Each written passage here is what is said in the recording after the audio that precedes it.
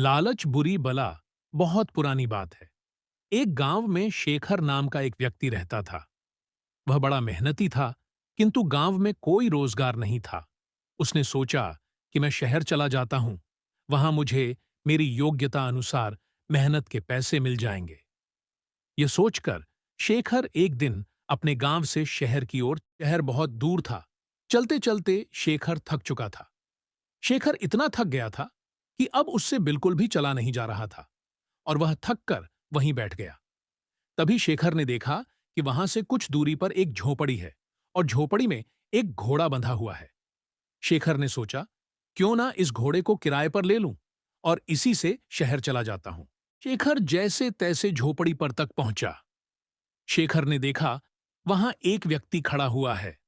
शेखर समझ गया कि यह अवश्य ही घोड़े का मालिक है।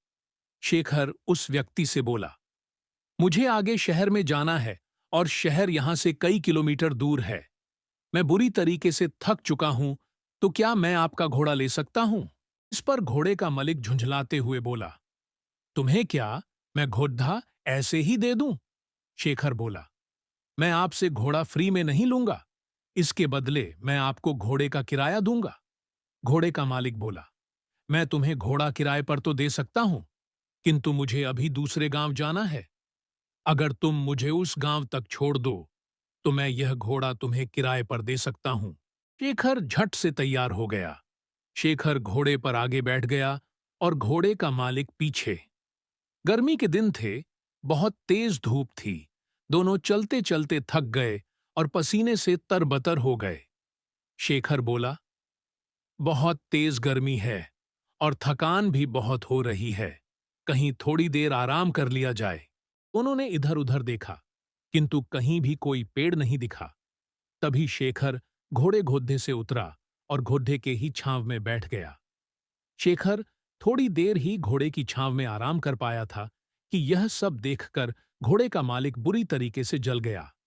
घोड़े का मालिक बोला, मैंने तुम्हें घोड़ा किराए पर दिया है, उसकी छाया किराए पर नहीं दी। तुम हटो यहां से, इस छाया पर मेरा अधिकार है और मैं यहां आराम करूंगा। यह सुनकर शेखर बोला, महानुभाव, आप ये कैसी बात कर रहे हैं? मैंने अगर घोड़ा किराए पर लिया है, तो उसकी छाया पर भी मेरा ही अधिकार है। अगर आप चाहें, तो आप भी इस छाया में मेरे साथ बैठकर आराम कर सकते हैं। लेकिन घोड़े का मालिक बड़ा जिद्दी था। वह बोला, नहीं नहीं, इस छाया पर सिर्फ और सिर्फ मेरा अधिकार है और मैं ही इसकी छांव में बैठूंगा। तुम हटो यहां से।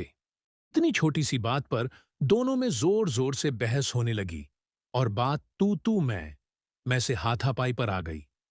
दोनों एक दूसरे से झगड़ाने लगे और एक दूसरे पर लात घुसे बरसाने लगे। सुनसान जंगल में उनके बीच बचाव करने वाला भी कोई नहीं था। दोनों की लड़ाई देखकर घोड़ा भड़क गया और वहां से भाग गया। थोड़ी देर बाद जब घोड़े के मालिक ने घोड़े को देखा, तो वह कहीं दिखलाई नहीं दिया। यह देखकर घोड़े का मालिक बोला, अरे मेरा घोड़ा कहाँ चला गया? वह तो अभी नया है। उसने ठीक से घर भी नहीं देखा। पता नहीं वह कहाँ गया और अब मैं उसे कैसे ढूंढूं? तभी शेखर बोला, अच्छा हुआ, तुम जैसे लोगों के साथ ऐसा ही होना चाहिए। अभी तुम छाया के लिए परेशान हो रहे थे, अब घोड़े की काया के लिए परेशान होना। 13। घोड़े के मालिक को अपनी गलती का एहसास हुआ और अपना माथा पीटकर हाय तौबा करते हुए बैठ गया और बोला, मेरे थोड़े से लालच से मेरा कितना बड़ा नुकसान हो गया। मुझे अपनी करनी का फल मिल गया। घोड़े की छाया के लोभ के कारण घोड़े की काया से भी हाथ धो बैठा। शिक्षा, इस कहानी से हमें शिक्षा मिलती है कि लालच बुरी बला है और कभी-कभी छोटे से लोभ के कारण बड़ा नुकसान उठाना पड़ सकता है।